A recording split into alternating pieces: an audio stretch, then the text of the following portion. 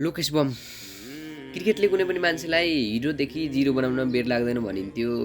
त्यो नेपाल भर्सेस इङ्ल्यान्डको म्याचलाई हामीले तुलना गरेर सापेक्षमा के निकाल्न सकिन्छ भन्दा लोकेश बम हिजोको हिरो भयो। हिरोको खाले पर्फर्मेन्स गर्ने धेरै थिए, तर मेन हिरो त हामीलाई लोकेश बम नै हुन् नि होइन। जहाँ हामीले 39 बलमा 72 रन चाहिएको थियो, त्यति बेला क्रिजमा लोकेश बम आएका पनि थिएनन्। त्यति बेला क्रिजमा नआएका लोकेश बम रोहित कुमार पौडेल र आरिफ चाहिँ खेलिरहेका थिए क्रिजमा। भनेको हाम्रो जुन मिडल अर्डरमा स्टेबिलिटी दिने खेलाडी थिए, 15 ओभर पछाडि पनि खेलिरहेका थिए भनौँ, 15 ओभर 14 ओभर पछाडि पनि खेलिरहेका थिए उनीहरू।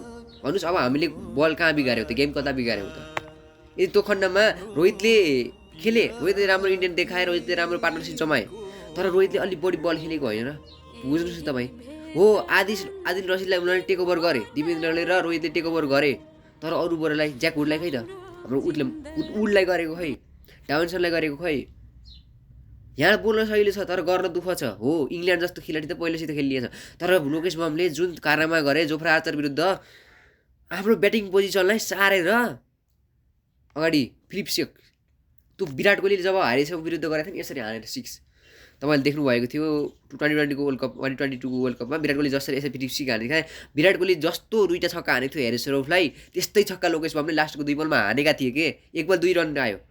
लोकेश बमको नाम बिर्सिन, लोकेश बम मैले हेरेको थिएँ लोकेश बमलाई जब उनी पेलिङ एक्सएममा परे, तब किन यस्तो लोकेश बमलाई राखेको तपाईँले हेर्नुहोस्। क्यानले निकालेको पेलिङ एक्सएममा गएर हेर्नुहोस्, हिजोको लोकेश बमलाई कति कराएका छन् गएर हेर्नुहोस्। मैले भनेको थिएँ कि म विराटनगर किङ्सको फ्यान हो, तर विराटनगर किङ्स भएर मलाई लोकेश बमलाई मनपर्छ र उसले जस्तो फिनिसिङ दिन्छ, फिनिसिङ टचमा खेल्छ, मलाई एकदम राम्रो लागेको थियो। किनभने कोचले लो सिजन लिनुको कारण भनेको लास्टमा फिनिसिङ चाहिन्छ भनेर हो। तपाईँ हेर्नुहोस् गुलसन झा, हामीले गुलसन झालाई कति भरपर्दो खेलाडी मानिन्छ, तर हिजो गुलसन झाले काम गर्दैन। लेफ्टी थिए, लेफ्टीले त हानिदिनुपर्छ नि कमसेकम। गुलसन झाले यदि गुलसनले 2 रन सर्ट गरिदिएको भए 6 बलमा 8 रन त उनीहरूले दौडेर नि भाग्थे। नेपालका रनिङ बिटु विकेट हेर्नुहोस् भने कस्तो छ भन्ने तपाईँलाई थाहा छ। यदि चौकासम्म गएको भए पनि मानिन्थ्यो। अनि आरिफ शेखले 8 बलमा 11 रन हानिदिए, त्यही पनि बल खाइयो हामीले। दिपेन्द्रले त यिनी राम्रो बनाएको, दिपेन्द्रलाई दोष लाउने ठाउँ छैन। अनि आशिष शेख त म भन्छु आशिषले राम्रो गरेको, सुरुवातको ओभरमा टिक्नलाई सहिलो छ। अनि भित्र सिधा छोटो भने 30-35 रनको पार्टनरसिप जमाएर क्रिजमा जमाउन दिनु भनेको राम्रो कुरो हो।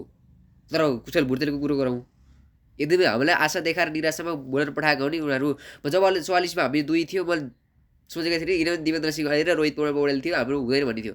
तर जब नेपालले 28 बलमा 58 रनको लागि जब लोकेश बम क्रिजमा आए, 1 बलमा पहिलो बलमा सिकल्ली होइन, त्यसपछि 28 बलमा 58 रन चाहिएको थियो। 28 बलमा 58 रन, त्यो पनि इङ्ल्यान्डको बलिङ सामुन्ने। हेर्नुहोस् कहाँबाट म्याच घुम्यो केही थाहा छैन हामीलाई, कहाँबाट घुम्यो। अनि त्यसपछि 28 बलमा 58 रन चाहिएको थियो, 18 बलमा 46 रन चाहिएको थियो, 12 बलमा हामीले चाहियो 24 रन। कति हान्यो जोफ्रा आर्चरलाई कसरी दियो होला हामीले। लास्ट ओभरमा चाहिएको थियो 10 रन, अथवा भनौँ 7 बलमा चाहिएको 10 रन, गुलसन झा आउट भइदिए। त्यसपछि 6 बलमा 10 रन चाहियो, लोकेश बम सर्ट भयो। क्या नि करण केसीले 1 बल खेले, उसले एउटा हिट लगाइदिएको भए के हुन्थ्यो होला नेपाल गेम। नेपाल हार्यो, तर हारेर पनि नेपालले मच जित्यो। सबै क्रिकेट फ्रेन्चाइजीहरूको मच जित्यो, सबै क्रिकेट टिमहरूको मच जित्यो। किनभने यहाँ एसोसिएट टिम पनि छ, कोही गएर ठुलो काम गर्न सक्ने भनेर उनीहरूले देखाएका छन् कि।